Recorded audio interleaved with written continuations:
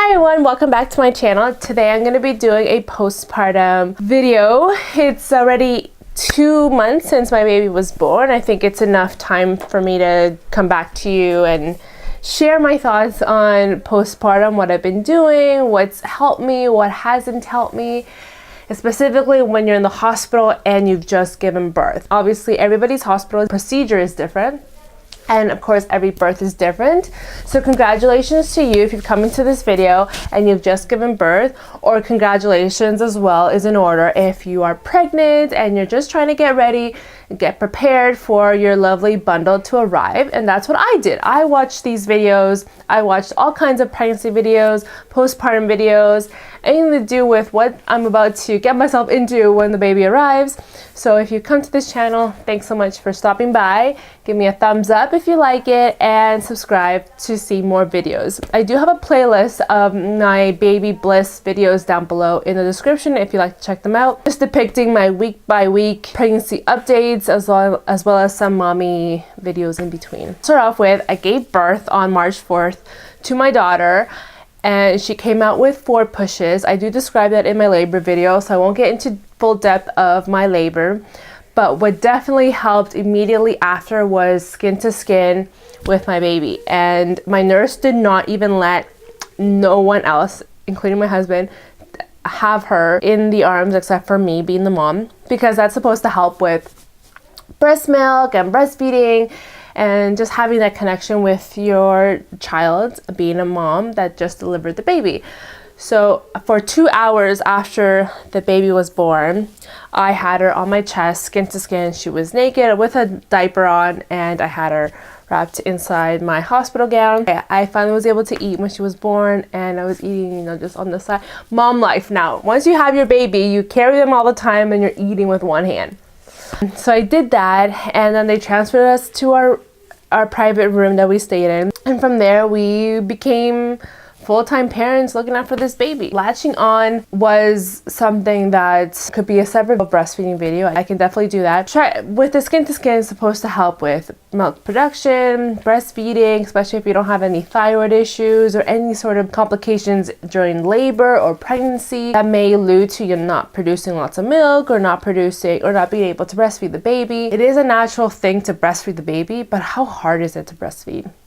Hands up right here. What is going to help you as a mom? That's what this video is about. I'm sorry to go into an introduction tangent. But the first thing they gave me was a lot of things. So I'm just going to go through them in no particular order except for these lovely babies, which are right here, the mesh diapers. I received these mesh diapers. I received a couple of them, and they would always replenish them in my hospital room. Doesn't matter if you have semi or private, they'll give you these. These are the most comfortable things that I could have. I brought these home. A lot of the material I'm about to show you, I took some home because it definitely helped. Mesh panties are a must use after you give birth. In the mesh panties, they give you these lovely, lovely pads. Now, the ones my hospital gave me were blue, with the peel down the middle, and they open up like this. This part goes to the bum, and they have a blue stripe similar to the newborn diapers and the baby diapers that have a blue stripe on the outside, letting you know if they've had a wet diaper. This one's on the inside to help with absorption. So see how big it is? I know, it's crazy. Yes, they stretch, so don't worry about that. If you hear my baby crying, it's because she's with abuelita and they're hanging out. Then the hospital also provided these liners that you could put on the bed. I took some home as well to put on my bed in case for additional leakage or not. So that's that. And to clean up while you're going to the bathroom, they give you this beautiful thing. It's a cleansing bottle for perennial healing. And what I did is I would always fill it up with warm water and spray it towards my perennial area when I was peeing. The key word is when you're peeing, not after, not before. I mean, you could. I sprayed a little bit before I was about to pee, then during peeing, and I would fill it up because the sink is right there in my room, my hospital room, that I was able to fill it up with more water and spray after. So my own personal bidet in a sense. But since I did have additional bleeding happening, because I did have a vaginal birth, I think regardless if you have a vaginal birth or a C-section, you bleed a lot. But don't quote me on the C-section because I haven't had one. They gave me these non-sticky, non-wipes, and these are disposable only. Yeah, these cannot be flushed. They would always ask me to throw these in the garbage.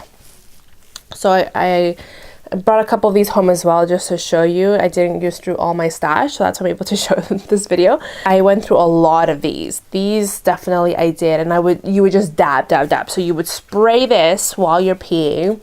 Then after I'm peeing, I sprayed another bottle, and then I would dab, dab, dab to get rid of the excess liquid. Or I would just sit in the toilet, let it air dry a little bit, dab, dab, dab the excess bleeding, and then put my panty on and my pad, and I was good to go for the next time I needed to pee. They also had these maternity pads. I don't want to open it up because I want to keep some of the stash for next time, but essentially it's a heavy flow pad, and it's for maternity specifically, and they had these in the hospital as well. So in case you were overdone with the major bleeding, which I wasn't for like a week, then I would use these. And I did. But what really, really helped as well was during the perennial healing, I would then spray the New Mama bottom spray from Earth Mama. It says natural cooling perennial mist for pregnancy and postpartum. It is amazing for postpartum. I did not use it during pregnancy, even though it says it there.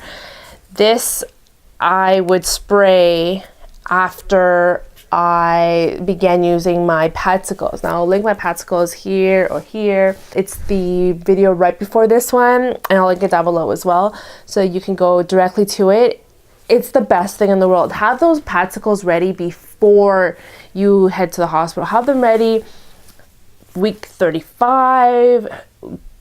God willing that you don't have your baby before then. The more in advance you have these things in preparation for when you are to come back home from the hospital, the better you will be. And I had them and they worked great. So with padsicles, they help so good. I also had those in the hospital. They gave me some of those, so I obviously don't have those here. I went through all my stash being at home, but again, check out the video how you make it. That's included in this postpartum video as well. And this spray I would use after I stopped bleeding so much. So once I had finished going through having to use these, because I didn't need them anymore, the regular toilet paper was more than enough. And I would always dab, dab, dab, because like you're scared. I mean, you really are. That's really what it is. You're scared to hurt things down there because you just push something out, and you're scared if things are tender and you don't know if bleeding from something else, or I mean, right now I was bleeding because fluids were coming out and they were being letting go. So this helped a whole lot, thank goodness. And then for when my pads were when these big granny pads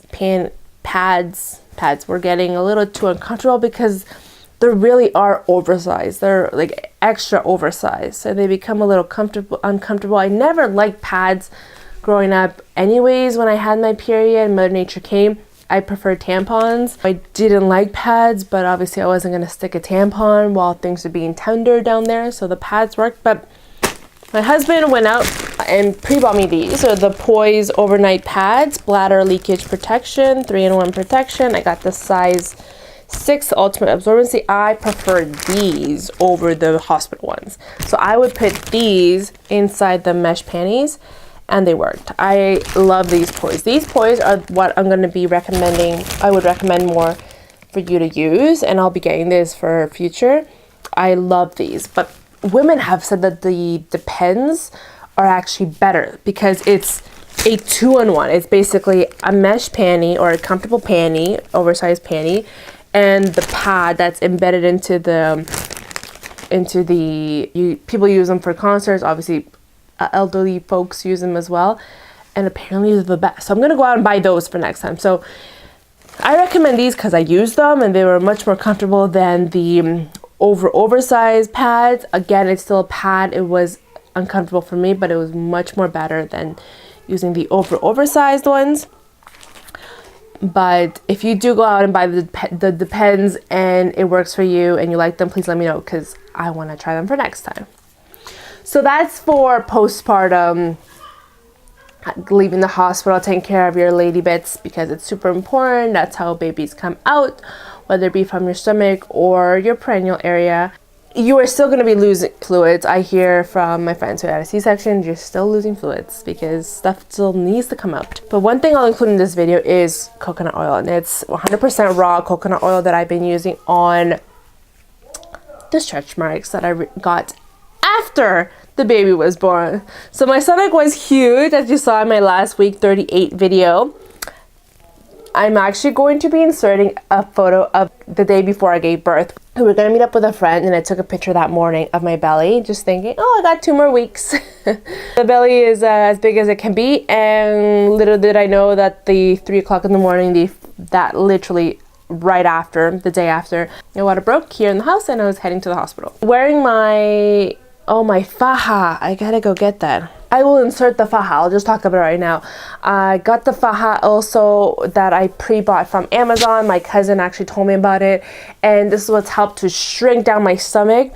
I wore it immediately after I gave birth, and it's been great. My stomach has come right back down to where it's not floppy at all. It's obviously I still have love handles, but in the front. And then because of shrinking with the faja, by day 5 or 6 of using the faja, it's a postpartum belt, that I discovered stretch marks from my stomach shrinking back. And this is what I regret, which was the rosehip oil. I thought, okay, I don't need it anymore because I am no longer stretching, but of course, I didn't think about it that the stretch from being big needs to then come down, and that movement made stretch marks appear. Weird, I know. Insert my brother and his girlfriend bought me this for my 3rd birthday, and coconut oil is what I've been putting on my stretch marks. They have come down significantly, especially in the color. They've come down, and I love it, and I recommend this. Gotta drink lots of water. Gotta drink lots and lots of water. You try so much. It's hard. I know it's hard. Try to have a good support system around you. It's hard. I know. I don't know how women by themselves, when to have no one beside them do it.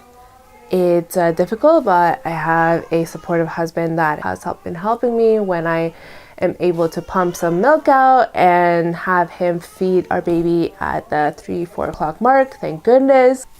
Check out those Facebook groups. As much as we can say Facebook isn't helpful, it actually is. During those mom groups and Facebook groups where I'm focusing on the moms that want to meet up, it's solely mom groups where they don't allow any criticism, any mom shaming, any negative comments to come about, because moms are there for support. It's difficult being a mom, and when they say that a village raises a kid, it totally is, whether it be a village that comes to your house every single day or a village through the interwebs where you're able to get some advice, get some suggestions, healthy suggestions, and to help you with caring for your baby. So I've joined Facebook groups where moms want to meet up, for example. You know, you want to get out of the house. Getting out of the house is definitely helpful with postpartum so that you don't get the postpartum depression, the baby blues that they talk about, so that you are out getting some fresh air. I know it's difficult a lot of times. You don't want to be going around with a crying baby, but those moms that are out there come out with you, understand crying babies. So there is no shaming. There is no someone giving you a side eye, because they've been there. Those moms have been there. Do a lot of that. I've gone to meetups, meeting random people, and who knows, they might become even your new mommy friends. You know, we need some of those. People are always going to give their opinions for newborn care. That's what happens in Facebook groups. That's what happens with people around you. But you do you, what you need to do for your family. You do what's best for your family. I mean, sometimes you have to just sit there because family members can be very opinionated. You thank them for their suggestion or opinion. And then when you go home, you do what you need to do for what's best for your family. because your family is different than my family and is different from their family. That's what's going to give you also a little bit of sanity, a lot of sanity, so that you're not doing things to the very T, or you're not doing things their way, because their way may not work for you, and it does not certainly work for me. So I still continue to do what's best for my family in the manner that I can, and for my baby, because my baby is very different. And even your first baby will be different than your second baby and your third baby. Don't try to think that they all fit into this exact mold, because they don't. Okay, I think I covered on all the postpartum, just to make sure that you're not getting any postpartum depression. And if you do go through postpartum depression, it is okay. I gotta repeat that. If you do have the baby blues and go through postpartum depression, it is okay. It is hard being a mom. It is hard being a mom to a newborn. It is hard being a first-time mom.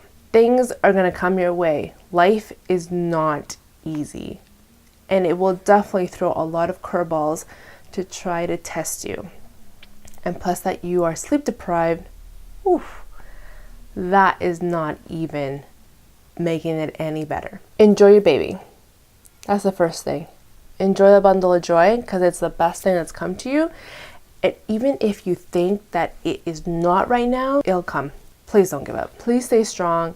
If you need a hand, if you need someone to vent to, send me a message. I'm up feeding my baby, so I'm sure I'll be able to answer you at 3 o'clock in the morning, 4 o'clock in the morning when she wakes up. If not the following day, I'll message you back. If you need someone to just vent to, talk to, I am more than willing to respond. So please send me a message, because I'm there with you. I really am. And you know what? When people offer to come and help, to even clean the house, to take care of the baby for right now while I'm filming and, feeding her, accept it. I've learned to accept it. She will be okay. With family, she will be okay. She got her 2-month shots and they're not fun, but she's okay. She's okay. She's alive. She's breathing, and she is fussy because she wants to eat. Your baby's okay. I'm ranting now. I hope you all have a good day. I hope you enjoyed this video, and I'll talk to you next time. Bye.